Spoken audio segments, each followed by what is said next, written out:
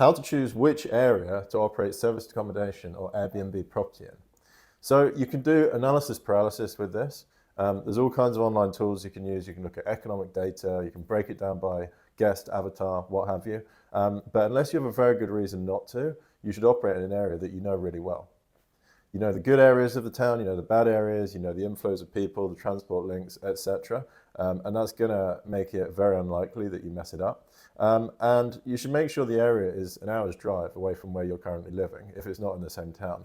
Because even if you have a great maintenance team and cleaners that you trust and can rely on, a couple of times a year, there's always going to be that one thing that you have to go and fix yourself on a Sunday morning. And if you're not able to do that, it's going to unfortunately lead to bad reviews.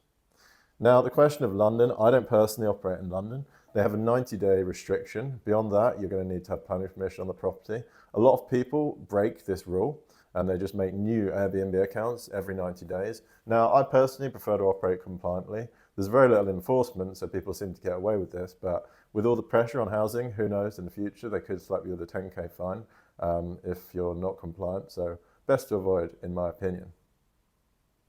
Now, the thing I really want to stress is it's stock and the type of property above the area that's going to determine your success. So is the property on the larger side or smaller side? Does it have parking? Is it centrally located? Is it near the local hospital? So you're going to get people visiting for operations. Is it near a university? You're going to get families coming to settle their child in. Okay.